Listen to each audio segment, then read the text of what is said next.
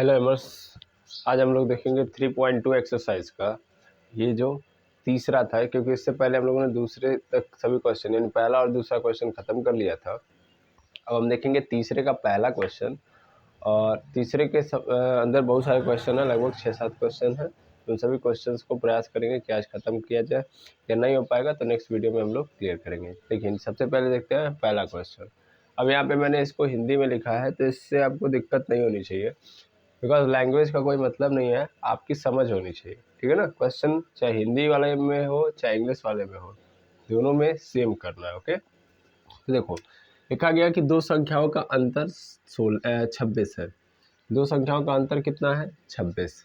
अब मतलब क्या है कि इन टाइप के क्वेश्चन में, इसमें पहले क्वेश्चन में कहा क्या, तीसरे में ये कहा गया कि आपको क्वेश्चन को पढ़ना है और पढ़ के क्या करना है, रैखिक युग्म समीकरण यानी that means linear pair of linear equation in 2 variable बनाना है और उसको सॉल्व करना है। ठीक है, यानी एक्स और वाई का मान निकालना है। तो इस पूरे जो बातें लिखी गई है, इनको सबसे पहले हम एक्स और वाई के टर्म में यानी पेयर ऑफ लीनियर इक्वेशन बनाएंगे और उसके बाद सॉल्व करेंगे। ठीक है ना। सॉल्व करने के लिए अभी हमारे पास फिलहाल में कितने मेथड है? फिलहाल में तो एक मेथड है एल्जेब्रिक मेथड, जो जिसका नाम है प्रतिस्थापन विधि, जिसको डिस्प्लेसमेंट मेथड बोलते हैं। ठीक है ना। अब अगर मैं देखूँ इसको, या डिस्प्लेसमेंट मेथड को ही हम लोग सब्स्टिट्यूशन मेथड भी कहते हैं, तो ये मत सोचिएगा कि डिस्प्लेसमेंट मेथड या सब्स्टिट्यूशन मेथड चेंज हो जाएगा या अलग अलग है। तो ऐसे क्वेश्चन को करने का तरीका ये होता है कि हमें ना लाइंस को पढ़नी होती है, यानी जो भी बातें लिखी गई ना, तो वहाँ तक पढ़िए जहाँ पे एक लाइन लगे या एक सेंटेंस लगे कि कंप्लीट हो गया। फिर उसी बात को आपको टर्मिनोलॉजी के अंदर एक्स और वाई के अंदर चेंज करना होता है। तो लिखा है दो संख्याओं का अंतर 26 है। अब इसमें सबसे पहले बोला कि दो संख्याएं इसमें लेनी पड़ेगी, है ना, तब जाके उनका अंतर करोगे तो 26 आएगा। यानी हमें दो संख्याएं तो एज्यूम करनी पड़ेगी ना। तो इस कंडीशन में हम सोल्यूशन अगर निकालें, माना, या इंग्लिश में इसको करोगे तो क्या लिखोगे? लेट एज्यूम दैट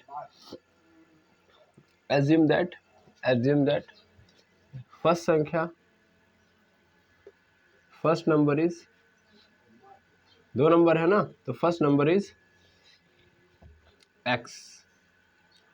यानी माना पहली संख्या यक्स है। ठीक है। इसी तरीके से and also assume that second number is y। ठीक है। और दूसरी संख्या क्या है? y है। तो इंग्लिश में समझो या हिंदी में। अब अकॉर्डिंग टू क्वेश्चन, इसको बोलते हैं, इंग्लिश वाले लिखेंगे अकॉर्डिंग टू क्वेश्चन। क्वेश्चन में क्या बोला गया? पहली चीज तो एज्यूम करो। फर्स्ट काम में क्या किया जाता है कि जब भी वर्ड प्रॉब्लम दे तो पहला चीज एज्यूम कर लो, मानो कि ये चीजें हमको चाहिए, क्योंकि जिस चीज की रिक्वायरमेंट है वो चीज दी नहीं है, तो जिन चीजों की रिक्वायरमेंट या जरूरत है उसको पहले क्या कर लो, मान लो वेरिएबल्स के अंदर। ठीक है। अब देखो क्वेश्चन क्या कह रहा है, तो क्वेश्चन कह रहा है कि दो संख्याओं का अंतर क्या है? 26 है। यानी मैंने ये जो दो संख्या मानी है, पहली संख्या x और दूसरी संख्या y, इन्हीं की बात कर रहा है ना, कि इन दोनों का डिफरेंस करोगे तो कितना आएगा? 26 आयो समझ। तो अकॉर्डिंग टू क्वेश्चन यानी हिंदी वाले लिखते हैं प्रश्नानुसार। देखोगे तो लिखा ये गया है फर्स्ट में कि difference between numbers is equal to 26। यानी नंबर्स में अगर हम डिफरेंस लेके आएंगे तो क्या करेंगे, कितना आएगा? 26। यानी डिफरेंस बिटवीन नंबर्स 26 है। यानी दो संख्याओं का जो अंतर है, दो संख्याओं का अंतर कितना है? दो संख्याओं का अंतर वो है 26। अब दो संख्याएं हैं कौन कौन? एक संख्या है x, दूसरी संख्या है y। और डिफरेंस मतलब घटाना, यानी इन दोनों का अंतर मतलब घटाना। यानी x में से y को घटा रहा हूँ तो कितना आ रहा है? 26। अब ये क्या बन गया? इक्वेशन नंबर 1 है ना। बिल्कुल। ये तो पहली बात हो गई अकॉर्डिंग टू क्वेश्चन, ये फर्स्ट कंडीशन हो गया। अब सेकेंड कंडीशन देखना है अकॉर्डिंग टू क्वेश्चन। ये सेंटेंस खत्म, दूसरा सेंटेंस, एक संख्या दूसरी संख्या की क्या है? 3 गुनी है। यानी यहाँ से सेंटेंस स्टार्ट हुआ, यहाँ पे खत्म हो गया कि नहीं हो गया? यानी एक संख्या दूसरी संख्या की क्या है? 3 गुनी है। अब सेकेंड वाला पोर्शन ये कह रहा है कि जो संख्या है, मान लेता यहाँ पे दो संख्या है ना, एक्स और वाई, तो जो एक्स है वो वाई की क्या है? 3 गुनी है। एक्स जो है वाई की क्या है? 3 गुनी है। यहाँ पे मैं किसी को मान सकता हूँ, y को मैं मान सकता हूँ x के 3 गुना है, तो भी आपका आंसर सेम आएगा। ओके, तो सेकेंड के अनुसार ये हो रहा है कि फर्स्ट नंबर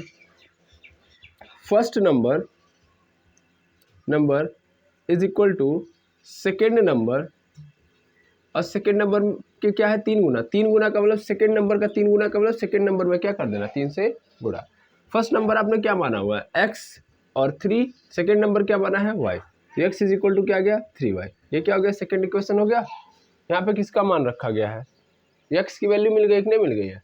इस इक्वेशन को बनाने से हमको क्या दिख रहा है कि x की वैल्यू मिल गई है। अब हम x की वैल्यू कहाँ पुट कर देंगे, इक्वेशन नंबर 1 में, ठीक है ना। तो मैं लिखूंगा यहाँ पे put the value of x in equation first, यानी x का मान, हिंदी वाले क्या लिखते हैं, x का मान समीकरण 1 में रखने पर, ठीक है, समीकरण 1 में रखने पर। तो समीकरण 1 क्या है मेरे पास, वो है x माइनस वाई बराबर 26, तो x की वैल्यू 3y माइनस वाई बराबर 26, 3y में से y चला जाएगा, 2y इज इक्वल टू 26 हो गया। y की वैल्यू निकालूंगा तो y इज इक्वल टू 26 बटा 2, 2 से कैसे हो जाएगा, y इज इक्वल टू आ जाएगा 13, तो y की वैल्यू आ गई 13, y की वैल्यू मिल गई, y की वैल्यू कहाँ पुट कर दूंगा, यहाँ पे अपने आप आ जाएगा। That means again put the value of y in equation second. अभी क्या करना है, पुनः y का मान समीकरण 2 में रखने पर, है ना, यही तो करते हैं। एक्चुअल में हम लोगों ने क्या किया है, प्रतिस्थापन विधि लगाया है कि नहीं है, प्रतिस्थापन विधि। तो हम लोग यहाँ पे सॉल्व कर रहे हैं बाई प्रतिस्थापन एंड सब्स्टिट्यूशन मेथड। तो क्यों, क्योंकि देखो ऑलरेडी हम लोगों ने x को यहाँ पे 3y में ऑलरेडी मेरा जो इक्वेशन है हम लोगों ने इसको ले जाके कहाँ डाल दिया था, इक्वेशन 1 में, यानी x को सब्स्टिट्यूट कर दिया y के टर्म में, आया ना, तो ये सब्स्टिट्यूशन मेथड है। तो अब मैं रखूँगा तो x इज इक्वल टू 3y है, तो x इज इक्वल टू 3y की वैल्यू कितनी आई है 13, और 3 इंटू 13 कितना हो जाएगा 39, ये हो गया आपका आंसर। यानी पहली संख्या कितनी है, पहली संख्या है 39, दूसरी संख्या क्या है 13, तभी इन दोनों का अगर मैं माइनस करूंगा यानी घटाना करूंगा तो कितना आएगा 26 आएगा कि नहीं आएगा, 39 में से 13 घटेगा तो कितना आएगा 26 आएगा कि नहीं आएगा। और ये जो 13 है, बोलो सॉरी, ये जो 13 है उसमें हम 3 से गुणा करेंगे तब क्या होगा, x के बराबर होगा कि नहीं होगा। तो वही चीज़, दोनों बातें क्लियर है कि नहीं है ना। तो आई होप ये क्वेश्चन समझ में आ गया होगा, है ना। इसको आप नोट डाउन करिए, फिर सेकेंड क्वेश्चन देखते हैं हम लोग, ठीक है। चलिए अब सेकंड क्वेश्चन देखा जाए, इसको आप लोगों ने नोट कर लिया होगा। अब मैं इंग्लिश हिंदी में से किसी भी एक ही लैंग्वेज को प्रीफर करूंगा, क्वेश्चन मेरा किसी भी टर्मिनोलॉजी में हो उससे कोई फर्क नहीं पड़ना चाहिए।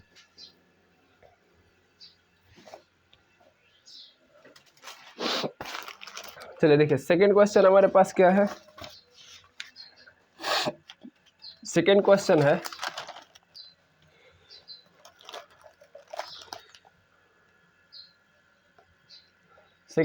है कि दो संपूरक कोणों, घबराएंगे नहीं, दो संपूरक कोणों की लैंग्वेज क्यों चेंज है, में बड़ा कोण छोटे कोण से 18 डिग्री अधिक है, उन्हें ज्ञात कीजिए। ये बहुत आसान क्वेश्चन है अगर देखा जाए तो।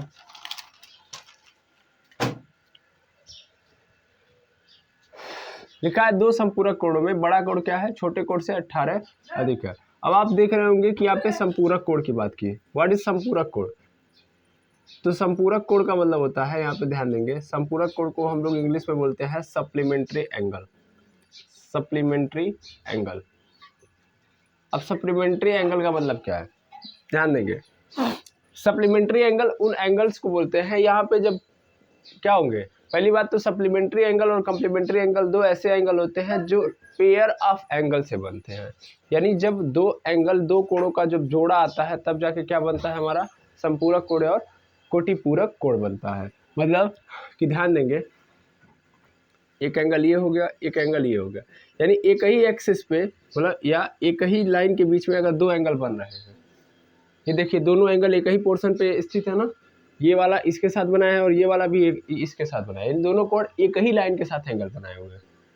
इन दोनों कोण दोनों के दोनों कोण एक ही लाइन से बने हुए हैं। तब इन दोनों का जो सम होता है उस आधार पे हम लोग कोटिपूरक कोण और संपूरक कोण लेते हैं। सपोज कर ले रहा हूँ कि यहाँ से यहाँ तक, यानी यहाँ से यहाँ तक कोण है x, ठीक है, और ये क्या है, संपूरक है ना, तो संपूरक कोण ऐसे होता है, ध्यान दीजिएगा। ये तो कोटिपूरक हो जाएगा, ये एक कोण है ऐसे और एक ऐसे, ओके। अब मैं अगर देखूंगा तो ध्यान दीजिएगा, ये वाला एंगल यहाँ से लेके यहाँ तक, ठीक है ना, मान लेता हूँ कि x है, ओके, और फिर मैं देखूंगा इस लाइन का इसके रिस्पेक्ट में, मतलब ये वाली लाइन हो गई, फिर ये वाली लाइन, इन दोनों का देखूंगा, ठीक है। ध्यान से देखेंगे आप, ये वाली लाइन x मान ली मैंने और ये वाली मान लिया y, ठीक है। तो होता क्या है कि संपूरक कोण की प्रॉपर्टी ये होती है कि दो कोणों का योग, यानी दो कोण है, एक x है और एक y है, तो उसकी वैल्यू, इसका सम कितना होना चाहिए, 180। संपूरक कोण किसको कहेंगे, संपूरक कोण उस कोण को कहेंगे जिसमें दो कोणों का योग क्या हो जाएगा, 180 डिग्री, तो संपूरक। और अगर इन दोनों कोणों का योग 90 हो रहा है तो कोटिपूरक यानी कम्प्लीमेंट्री एंगल कहलाएंगे। यानी x plus Y is equal to क्या होना पड़ेगा, 180 डिग्री। तो यही चीज़ है, पहले मैं सोल्यूशन लिखूंगा, सोल्यूशन में मुझे मानना पड़ेगा ना कि दो कोण है कि नहीं है, दो कोण है। अब इसमें एक बड़ा कोण है और एक छोटा कोण है, लेकिन हमको ये पता है कि x प्लस वाई, अगर मान लो दोनों कोणों को जोड़ रहा हूँ, बड़ा वाला कोण, बड़ा और छोटा दोनों जोड़ूंगा तो कितने के बराबर होना चाहिए, 180 डिग्री, क्योंकि ऑलरेडी ये दोनों कोण कैसे कहला रहे हैं, संपूरक कोण है। तो इसका मतलब बड़ा और छोटा दोनों को मिलाऊंगा तो 180 डिग्री के बराबर होगा। तो पहले मैं मानूंगा, लेट अज्यूम दैट, इंग्लिश में लिख रहा हूँ आप सब, लेट अज्यूम दैट, माना the larger supplementary angle, supplementary angle, larger supplementary angle का मतलब यानी बड़ा वाला संपूरक कोण x है, x डिग्री है, और उसी तरीके से एज्यूम कर लूँगा द स्मॉलर सप्लीमेंट्री एंगल क्या है, y डिग्री है, ठीक है। तो इसका मतलब दोनों को जोड़ूंगा तो x plus Y is equal to 180 degree आ जाएगा, नहीं आ जाएगा, क्योंकि संपूरक कोण है। पहला तो यही हो गया। अब इसके आगे क्या लिखा है, इसके आगे लिखा है दो संपूरक कोणों में जो बड़ा कोण है छोटे कोण से कितना अधिक है, 18 डिग्री अधिक है। यानी जो बड़ा वाला कोण है, बड़ा वाला कोण कौन सा है, ये तो अकॉर्डिंग टू क्वेश्चन, यहाँ पे अब मैं यहाँ पे आऊँगा तो अकॉर्डिंग टू क्वेश्चन चलूंगा। इसके पहले तो हम लोगों ने प्रॉपर्टी के बिहाफ पे देख लिया ना, ये क्वेश्चन में थोड़ी ना था, है ना, ये तो हमने अपने मन से लिया क्योंकि हमने प्रॉपर्टी समझी इसकी संपूरक कोण की। अब क्वेश्चन के अनुसार चलूँ तो कह रहा है जो बड़ा वाला कोण है, बड़ा कोण वो क्या है, छोटे कोण से कितना अधिक है, 18 अधिक है, तो 18 प्लस कर दूंगा। बड़ा कोण क्या है, x है, छोटा कोण y है, और 18 जोड़ दूंगा तो x इज इक्वल टू क्या हो गया, y प्लस 18। अब क्या करो, ये इक्वेशन नंबर क्या मान लो, 2। अब 2 में से देखो x का मान ऑलरेडी मिल गया कि नहीं मिल गया, तो x का यहाँ पे क्या कर लेंगे, लाके 1 वाले में क्या करेंगे, सब्सटीट्यूट कर देंगे। तो यहाँ पे मैं लिख सकता हूँ बाई सब्सटीट्यूशन मेथड। अभी तक लिख नहीं रहा था, अभी लिख दे रहा हूँ। आप लोगों को जब भी रखना होगा तो उसको लगा दीजिएगा ताकि क्लियर रहे कि आप कौन सा मेथड लगा रहे हो। बाय सब्स्टिट्यूशन मेथड, हिंदी वाले क्या लिखेंगे, विस्थापन विधि से, ठीक है ना, विस्थापन विधि से। तो यहाँ पे पुट करो x का मान समीकरण 1 में रखने पर, जो कर रहा हूँ वो समझो, लैंग्वेज पे कोई नहीं जाएगा, मैं लैंग्वेज बार बार चेंज कर दे रहा हूँ ताकि आपके अंदर वेरिएशन का डर खत्म हो जाए कि इंग्लिश में कि हिंदी में टेंशन नहीं होना चाहिए। तो x का मान समीकरण 1 में रख दूंगा तो समीकरण 1 क्या है, x plus Y is equal to 180 degree. x की वैल्यू कितनी है, तो x की वैल्यू है y plus 18 degree plus y is equal to 180 degree. ये क्या हो जाएगा, y और y जुड़ जाएगा, 2y हो जाएगा plus 18 degree is equal to 180 degree. 18 को इधर भेज दो तो 2y इज इक्वल टू हो जाएगा 180 माइनस 18 डिग्री। घटाऊंगा तो 2y 180 में से 18 घट जाएगा तो 170, फिर कम हो गया तो 162 डिग्री। ये क्या हो जाएगा, 2 से काट दो इसको, तो इसको 2 से काट दोगे तो y इज इक्वल टू कितना हो जाएगा, तो 2 8 16 और 2 1 कम 2, y की वैल्यू कितनी आ गई 81। y की वैल्यू अगर 81 है तो इसको यहाँ पे पुट कर दो, फिर वो x की वैल्यू निकाल के दे देगा। तो इसको यहाँ पे पुट करता हूँ मैं, कहाँ पे, यहाँ पे। तो y का मान समीकरण 2 में रखने पर, तो y का मान समीकरण 2 में रखूंगा तो x equal to y plus 18 degree है। x ऐसे रहेगा, y की वैल्यू कितनी हो गई 81 plus 18 degree. x equal to क्या हो जाएगा 81 प्लस 18 डिग्री, अगर मैं ऐड कर दूं तो कितना हो जाएगा 8 1 9 और यहाँ भी 8 1 9, तो x की वैल्यू आ गई 99 डिग्री, आ गई है ना। अब तुम लोग देखो ये सही आया कि नहीं आया है। तो मैं क्या करूँगा, x और y को जोड़ के देखूंगा कितने के बराबर होना चाहिए, 180 के बराबर। तो मैं अगर जोड़ूँ x प्लस वाई तो x की वैल्यू है 99 और y की वैल्यू है 81, क्या हो गया, ये इन दोनों को ऐड कर दो तो कितना आ जाएगा 180 डिग्री आ जाएगा, नहीं आ जाएगा, यानी हमारा जो आंसर है वो क्या है, सही है ना। तो ये हो गया आपका आंसर। बड़ा वाला कोण 99 डिग्री, छोटा वाला कोण 81 डिग्री। क्लियर है, क्योंकि दोनों को ऐड करूंगा जब मैं y की वैल्यू 81 लाया हूँ और y की वैल्यू फिर मैं कहाँ पुट कर दूंगा, यहाँ पे जहाँ पे निकाल के लाया गया था। तो y की वैल्यू यहाँ पे रख दिया 81, 18 जोड़ा 99 डिग्री। सिंपल वही काम कर रहा हूँ मैं बार बार, ठीक है। चलिए 1 मिनट के लिए आप नोट करिए। चलिए आगे देखिएगा, ये क्वेश्चन है हमारे पास तीसरा वाला, तीसरा कि एक क्रिकेट टीम के कोच ने 7 बल्ले तथा 6 गेंदे, that means 7 bats and 6 balls 3800 में क्या की है, खरीदी यानी बाय की है। बाद में यानी आफ्टर दैट उसने 3 बल्ले तथा 5 गेंदे 1750 में खरीदी। मतलब पहले गया तो कितना लेके आया, 7 बैट एंड 6 बॉल, कितने रुपीस दिए, 3800 रुपीज़ दिए। उसके बाद फिर दोबारा गया, मतलब एक बार गया, पहली बार गया तो इतने का खरीदा, फिर उसको लगा कि नहीं अभी कम है और जाके लेता हूँ, तो फिर गया और दूसरी बार लेने, दूसरी बार गया तो लिया कितना, 3 बैट और 5 बॉल्स, तब उसको कितना देना पड़ा, 750 रुपीज़। कह रहा है कि आपको बस ये बताना होगा कि इस कंडीशन में ये बताइए कि एक बैट का दाम और एक बॉल का दाम कितना रहा होगा, ठीक है। तो पहली बार गया था, इस चीज़ को समझिए कि पहली बार गया तो 7 बैट 6 बॉल लिया, ठीक है। तो उसने कितना दिया था, 3800 रुपये। पहले इसको हमको क्या करना पड़ेगा, पेयर ऑफ लीनियर इक्वेशन यानी इक्वेशन में कन्वर्ट करना पड़ेगा इन बातों को। उसके बाद दूसरी बार जब जाता है तो 3 बैट और 5 बॉल्स खरीदता है तो 1750 रुपये देने पड़ते हैं। हमसे यही क्वेश्चन कर रहा है कि आप बताओ कि एक बैट और एक बॉल का दाम कितना रहा होगा कि इसको इतना देना पड़ रहा है, ठीक है। तो सबसे पहले मुझे क्या करना पड़ेगा, इसमें क्या मुझे नहीं पता है, देखो हमेशा जो पूछता है उसी को मानना पड़ता है, क्योंकि हमें वो नहीं पता है तो उसके जब कुछ तो रख के करेंगे, है कि नहीं है। या तो हम बारी बारी लिखें 7 बैट 6 बॉल, तो बॉल बैट लिखेंगे तब ज़्यादा समय लगेगा, इसलिए हम उसको क्या कर लेंगे, मान लेंगे कि माना एक बैट का दाम, यानी लेट अज्यूम दैट, इंग्लिश में लिख रहा हूँ मैं, बिल्कुल कोई दिक्कत नहीं है, बिल्कुल नहीं। लेट अज्यूम दैट, माना एक बैट का दाम, the price of one bat is equal to x rupees, x मान लूँगा। दूसरा इसी तरह लेट्स अज्यूम दैट, मतलब again assume that the price of one ball, तो अगर मैं एक बॉल का अगर दाम देखूंगा तो कितना रुपया है, y रुपये। अब मैं अगर अकॉर्डिंग टू क्वेश्चन चलूँ तो क्वेश्चन में क्या बोला कि पहली बार गया तो कितने बैट खरीदा, 7 बैट खरीदा, तो एक बैट का दाम x रुपया है तो उसने कितने रुपए दिए होंगे, 7 रुपीज़ दिए, क्या बोलते हैं 7 बैट खरीदा तो 7 से गुणा हो गया होगा। मान लो एक कोई चीज़ है, मान लो एक टॉफ़ी खरीद रहा हूँ मैं तो उसका दाम 5 रुपया, मैंने ऐसी 10 टॉफ़ियाँ खरीदी तो मुझे कितना देना पड़ेगा, 10 × 5 = 50, है ना।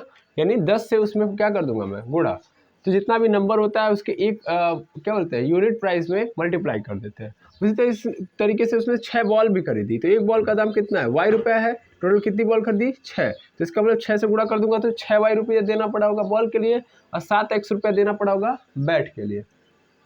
भाई अकॉर्डिंग टू क्वेश्चन क्या बोला था, price of 7 bat and 6 ball is equal to 3800, यही बात बोला था ना कि जो 7 बैट है और 6 बॉल का जो प्राइस है उसको कितना देना पड़ा, 3800। तो मैंने क्या बताया कि एक बैट का दाम x रुपये है तो 7 बैट का 7x, एक बॉल का दाम y रुपये है तो 6 बॉल का 6y, और इनको क्या कर दूंगा मैं, जोड़ दूंगा। तो यानी बैट और बॉल दोनों का मिला के 3800 हुआ था ना, दोनों को जोड़ दूंगा तो कितना आ जाएगा मेरे पास 3800 रुपये, यानी इतना रुपया देना पड़ा। इसको क्या मान लूंगा, इक्वेशन नंबर 1। ये तो पहला कंडीशन है, फर्स्ट कंडीशन। अब ये दोबारा गया था ना दुकान पे, एक बार में तो नहीं हो पाया तो इसलिए दोबारा गया। तो सेकेंड टाइम में जब देखा जाएगा कि 3 बैट और 5 बॉल्स लिए, यानी price of 3 bat and 5 ball कितना है 1750, ठीक है। यानी एक बैट अभी भी हमारे हिसाब से कितना मिल रहा है, x रुपए का, 3 बैट लिया हो तो 3x देना पड़ेगा। अच्छा, एक बॉल का दाम y रुपया है, 5 बॉल का दाम 5y, दोनों को जोड़ के यानी दोनों को मिला के कितना इस बार देना पड़ा 1750। तो ये इक्वेशन नंबर क्या बन गया, बन गया। क्या पेयर ऑफ लीनियर इक्वेशन बना दिए कि नहीं बना दिए। अब कैसे सॉल्व करेंगे, सब्स्टिट्यूशन मेथड, प्रतिस्थापन विधि से, by substitution method, by substitution method, ठीक है ना। तो प्रतिस्थापन विधि से, अगर हम प्रतिस्थापन विधि से देखें तो क्या होगा, चलो हमको क्या करना पड़ता है प्रतिस्थापन विधि में, सबसे पहला काम ये करना पड़ता है कि किसी एक वेरिएबल की वैल्यू निकालनी है, फिर उस वेरिएबल को हमको उस वेरिएबल की वैल्यू को ले जाके दूसरे इक्वेशन के अंदर क्या कर देना है, पुट कर देना है, जिससे हमको जो दूसरा वाला वेरिएबल है दूसरे इक्वेशन में पुट करोगे तो 2 वेरिएबल है ना, तो जिस वेरिएबल को पुट करोगे उसके अलावा जो दूसरा वाला वेरिएबल उसकी वैल्यू मिल जाएगी, उस वैल्यू को पुनः वहीं पे लाके डाल देंगे तो हमको पहले वाले वेरिएबल की वैल्यू मिल जाएगी। चलो निकालो। तो अगर मैं इससे निकालूँ अगर 7x + 6y = 3800 से, तो 7x + यहाँ पे मैं लिख दे रहा हूँ फ्रॉम इक्वेशन 1, यानी इक्वेशन 1 से मैं चल रहा हूँ क्योंकि कई सारे इक्वेशन है तो कन्फ्यूजन ना हो। तो 7x + 6y है तो 6y को उधर कर दो, 6y को इधर कर दो, तो हो जाएगा 3800 - 6y हो जाएगा। यहाँ से x की वैल्यू निकालूंगा तो 3800 - 6y अपॉन पूरे के नीचे क्या आ जाएगा 7 आ गया, ये आ गया। अब ये इक्वेशन नंबर क्या मान लो 3, ठीक है। अब क्या करूँगा मैं, अब मैं इस x की वैल्यू किस में पुट करूँगा, x का मान, पुट द वैल्यू ऑफ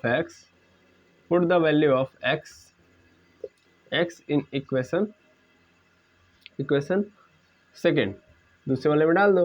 दूसरा वाला क्या है 3x + 5y = 1750, 3 ऐसे रहेगा, x की वैल्यू कितनी आई है 3800 - 6y अपॉन पूरे नीचे 7, यहाँ पे प्लस 5y = 1750 अब मैं अगर इसमें गुणा कर दूं तो कितना हो जाए 0 0, और यहाँ पे 3 × 8 = 24, 3 × 8 = 24 और 3 3 × 9, 9 2 11, 3 6 = 18y पूरे के नीचे 7 प्लस यहाँ पे क्या हो जाएगा 5y = 7050। 7 से गुणा हो जाएगा क्योंकि ये फ्रैक्शन में, ये फ्रैक्शन में नहीं है, यही तो करते हैं हम लोग, गुणा कर देंगे डायरेक्ट। तो ये 11400 - 18y, 18y प्लस 5y हो जाएगा पूरे के नीचे 7 = 1750 हो जाएगा। 7 को उधर भेज दो, 7 को उधर भेज दो तो क्या हो जाएगा 11400 माइनस ये 18y और प्लस 5y, तो 18y बड़ा है माइनस में है लेकिन, और 5y छोटा है लेकिन प्लस में है, तो एक माइनस में एक प्लस में क्या हो जाएगा घट जाएगा। 18 में से 5 चला जाएगा, कितना बचेगा माइनस में 13y पूरे के नीचे, और जो 7 था वो तो चला गया तो कुछ नहीं बचा, तो 1750 में 7 से क्या हो जाएगा गुणा। हमें क्या चाहिए y का मान, तो इसको उधर कर दो क्योंकि माइनस में है, इसको इधर बुला लो, तो 11400 ऐसे ही रहेगा, इसका गुणा कर दूंगा मैं 7 से, तो 7 0 0, 7 बचे 35 और 7 0 7 बचे 35, 7 7 49 49 3 52 और हासिल बचा 5 और 7 एकम 7 7 4 11, 11250 और ये प्लस में था इधर आएगा तो माइनस में = 13y, घटाओ इसको तो कितना बचेगा मेरे पास, मतलब 11400 में से 250 को अगर मैं घटाऊंगा तो कितना बचेगा 11250, तो ये बच जाएगा 150 = 13y हो जाएगा। अभी मैं क्या करूँगा, देखो यार मैंने यहाँ पे एक मिस्टेक की है, जब मैं यहाँ पे 5y डायरेक्ट नहीं लिखूंगा, 7 से गुणा करूँगा 5y में तो क्या आ जाएगा 35y है ना, तो 35y में से 18y जाएगा तो कितना बचेगा, 35y में से 18y जाएगा तो बचेगा मेरे पास 2 इधर और 5 उधर, तो 2 10 17, कितना बच जाएगा 17y, कितना बच जाएगा 17y, ठीक है। बाकी तो इधर 1750 था, तो 7 0 7 बचे 35, 7 7 49 49 3 52, 7 एक कम 7, 7 5 12, ये भी मिस्टेक था, बहुत मिस्टेक हो गया आज। 12,250 ये हो जाएगा।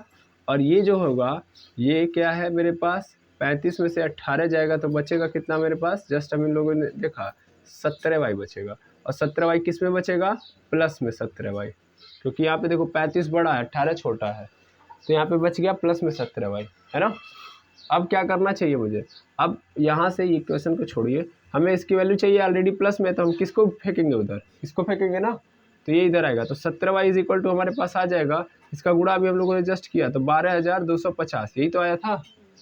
और यहाँ पे ये इधर आएगा तो -11,400, घटाओ 12,250 में से, तो इधर कितना 800 डालोगे तो 12,000 हो गया, और 250 और, तो 800 में 250 यानी कितना हो गया 1,005, है ना।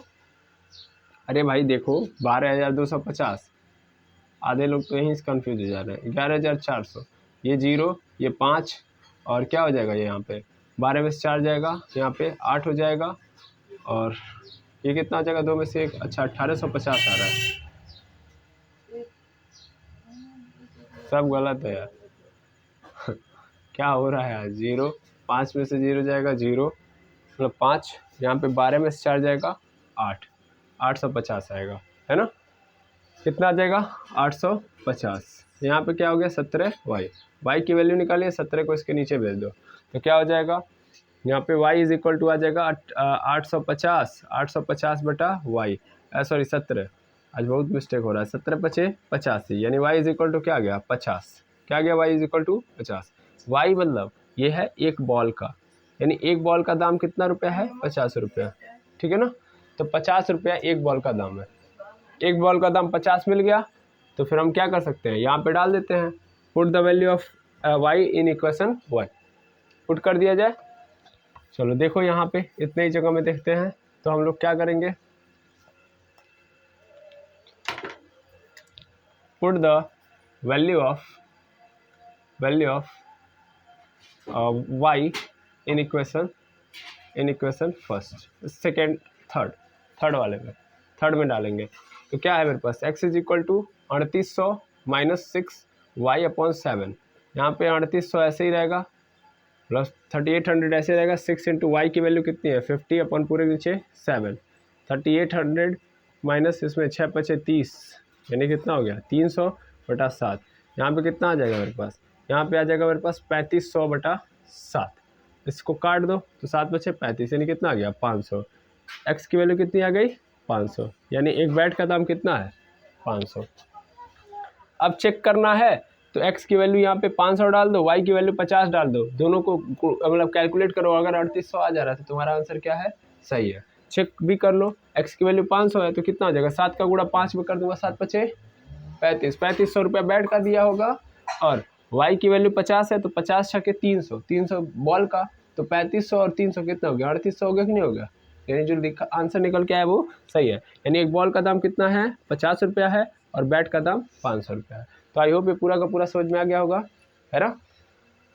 तो हम लोगों ने 3.2 का जो तीसरा क्वेश्चन है, और आप हिंदी वाले में देखोगे तो ये 3.3 दिया होगा, ठीक है ना। तो 3.3 के तीसरे का 3 क्वेश्चन हम लोगों ने सॉल्व किया, बचे हुए 3 क्वेश्चन हम लोग कल सॉल्व करेंगे। आज के लिए बस इतना ही, मिलते हैं नेक्स्ट वीडियो में। Thank you very much averse.